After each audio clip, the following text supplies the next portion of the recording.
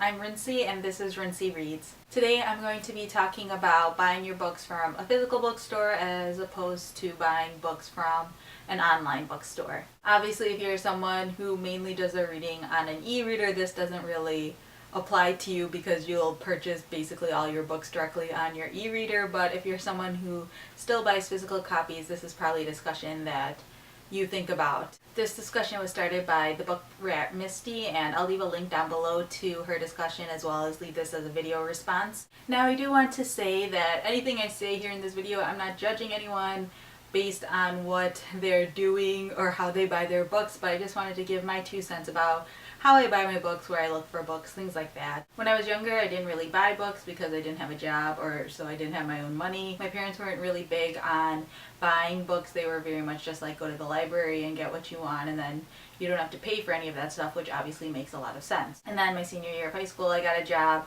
and then I had a job, through college and everything like that. And so I had my own money, and then I started to buy my own books. There was a Borders like 2 miles away from my house, basically when they all started opening up around the country, and then until last year when they all shut down.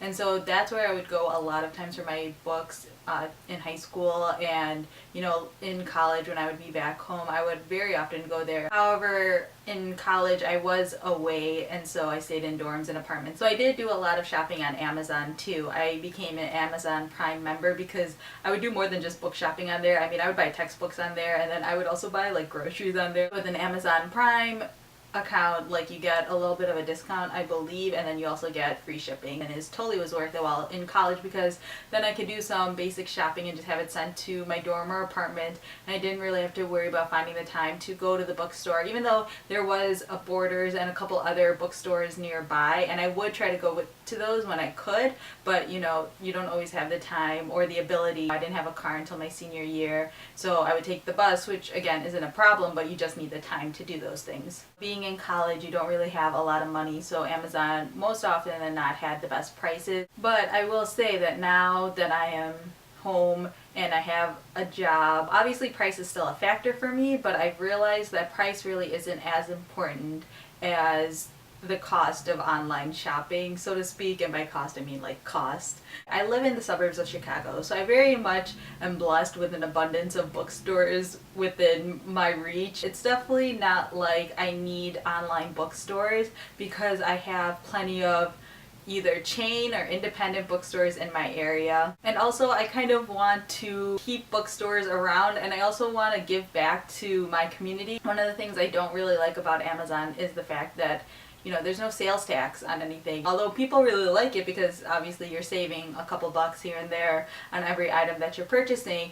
At the same time, you have to realize like that's money that goes into your government and your community. So you're basically taking that revenue source away from your community itself, or whatever city or community that you would normally go shopping in. Also, I kind of like the fact that the area around me, the people who live here, have jobs. It's very unlikely that anyone around here would get hired by Amazon or any other online bookstore. The people who work in the bookstores generally love books and love reading and are experts in that area. I like when people in my neighborhood have jobs. I like having bookstores around me, and I also like the appeal of just walking into a bookstore not knowing what to buy and just wandering and just coming upon books happenstance. In my last book, All Alone, I talked about how these books that I was finding kind of felt like they were fate, in a way that these books were almost there for me to purchase. And I know that sounds ridiculous, but sometimes it really does feel like that. I have like over 100 books on my wish list on Amazon that I use that to keep track of the books that I want to buy at some point.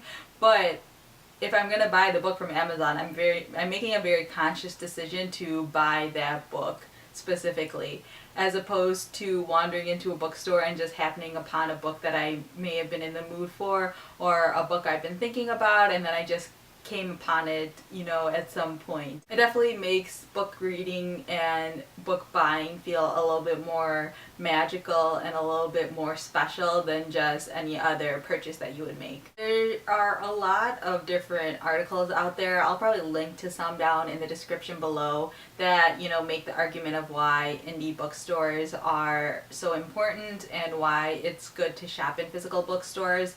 And I totally understand why people shop online. Obviously, you know, the main reason when it comes down to it is price. We don't have a ton of money to be spending on books, but at the same time, I think we kind of have to be more conscious of how we spend our money. One of the most powerful ways we can express ourselves is through our money, and you know, you tell the world what you love by where you spend your money. So if you love books, you're going to spend your money on books, and if you love bookstores, you should spend your money in bookstores. Again, I don't want anyone to feel like I'm judging you if you say you shop on Amazon. I would never do that. Obviously, I understand completely why people shop on Amazon and why people shop at other online bookstores, especially if you live in like remote parts of the country where you don't really have access to physical bookstores, or if you live around the world where books are way more expensive than it is here. But if you do live in an area that it is slightly more urban, or you have access to physical bookstores, I would say, you know, try to make it a point to shop there every now and then, or at least shop there more often if you can, as opposed to online bookstores. Obviously, I have slightly more of a convenience than most booktubers because I am done with college and I do have a job. Not that I don't have bills and things like that, but I probably have more of an expendable income than most. But I definitely think it's something to think about and something to, you know, discuss. If you guys have any thoughts or opinions on this, I'd love to hear, you know, your comments about why you shop where you do, or why you don't shop at certain areas as well. Feel free to leave your comments down below or leave a video response letting me know what you think. So yeah, that's all I have for now, and thanks for watching.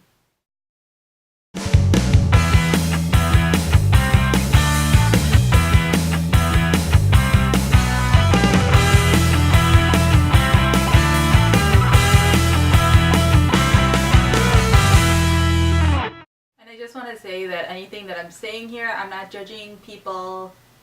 Oh, my bread is done. Crap.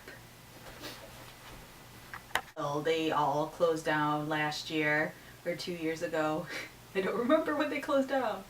2 years ago. Last year? Oh my gosh, when did Borders shut down?